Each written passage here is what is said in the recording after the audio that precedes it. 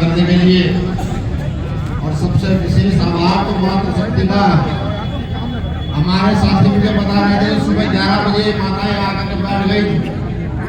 सुबह 11 से 10-11 बजे से लगातार इंतजार हो रहा। तो मैं यही दूर से आपके चरणों को छूकर नमन वंदन करता हूँ कि आपने इतनी शक्ति से अपने बच्चे के लिए इतना इंतजार किया। आपका आभार मेरे साथियों का भी यह की बड़ी ताकत में रखा हुआ है। सम्मानित साथियों, आज एक बहुत ही महत्वपूर्ण दिन है। वो महत्वपूर्ण दिन क्या है कि आज के दिन डॉक्टर बाबा साहब अम्बेडकर तथा उनके साथियों ने एक पुस्तक को आपके हवाले कर दिया था और ये कह दिया था कि हम किसी भी प्रकार की गुलामी का विरोध करते हैं, हम किसी भी प्रकार की गुलामी बर्दाश्त नहीं करेंगे। वही आज महत्वपूर्ण दिन है। उसी महत्वपूर्ण दिन के उपलक्ष्य में एक कार्यक्रम रखा गया। हालांकि महाराष्ट्र मध्य प्रदेश के अंदर आज भी कुछ ऐसे बकवास करने वाले लोग पैदा हो गए हैं जो उस पुस्तक का पालन करना आज भी चाहते हैं और लगातार बयान पर बयान दिए जा रहे हैं। इस देश के अंदर अगर व्यवस्था परिवर्तन की बात कोई करता है तो उसको इस देश में मूर्ख बताया जाता है, मूर्ख। और इस देश में आडंबर के धर्म की बात कोई करता है तो उसे इस देश में सम्मान दिया जाता है। सम्मानित साथियों, मैं अपनी बात शुरू करूं। बात शुरू करने से पहले बहुजन समाज में जन्मे सभी संतों, गुरुओं, महापुरुषों को नमन वंदन करता हूं। मैं उन सभी तमाम साथियों को नमन वंदन करता हूं जिन्होंने यहाँ अपने एक अधिकार बचाने के लिए SC/ST आंदोलन को अपने खून से सींचने का काम किया। मैं तमाम साथियों को नमन वंदन करता हूं जिन्होंने आजादी की लड़ाई में अपने प्राणों की आहुति देकर के इस प्रदेश और देश को जीवंत रखने का काम किया। तमाम साथियों को नमन वंदन करता हूं। सम्मानित साथियों, अभी एक कार्यक्रम मध्य प्रदेश में हो रहा था।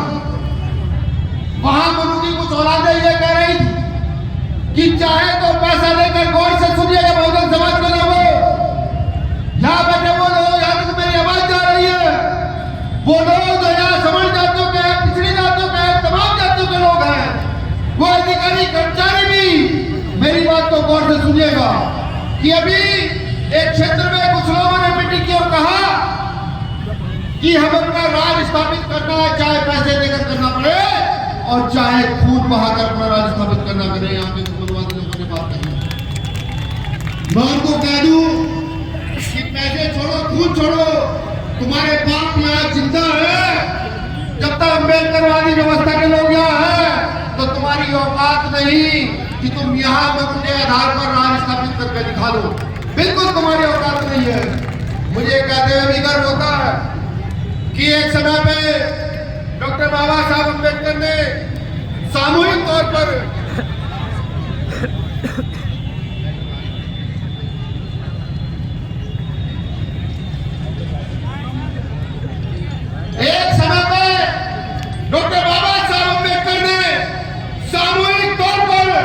इस देश के विधान को आग लगाई थी। वो विधान जो मनु ने बनाया था और विधान उस विधान को आग लगा करके ये बताया था कि हम गुलाम नहीं है। आज मैं भीम आर्मी का इतना सा कार्यकर्ता उस विधान को फिर से आग लगाता हूँ और ये कहता हूँ कि हम किसी भी प्रकार की गुलामी को नहीं मानेंगे। हम ऐसी किसी चीज को नहीं मानेंगे जो हमें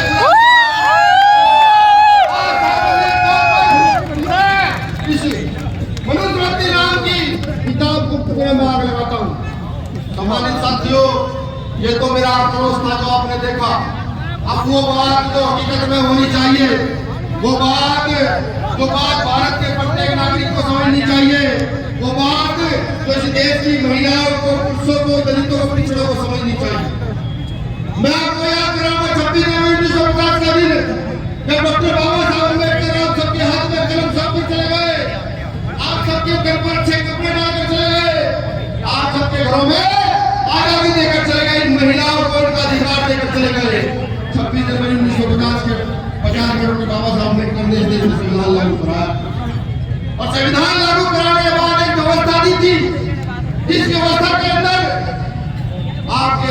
सरकार नीति करके जब ये कहा था कि अपनी संख्या बल के आधार पर इकट्ठे होना, अगर मजदूर किसान ज्यादा तो इकट्ठे होकर के मजदूर किसानों का राज स्थापित करना, अगर दलित पिछड़े संख्या के आधार है तो इकट्ठे होकर के देश पर अपना राज स्थापित करना।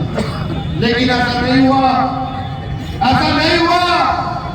दूसरे लोगों ने फिर अपना राज स्थापित किया और अपने अनुसार संविधान को तोड़ मरोड़ करके फिर से विधान को बदलने का काम किया, फिर से विधान को बदलने का काम किया। हम सोते रहे, हमने समझा नहीं, आज समझने का समय आ गया। अगर आप ये सोचते हो कि आपका बच्चा अच्छे स्कूल में पढ़ रहा है, सिर्फ सोच, ये बात आपकी सोच में रह जाएगी।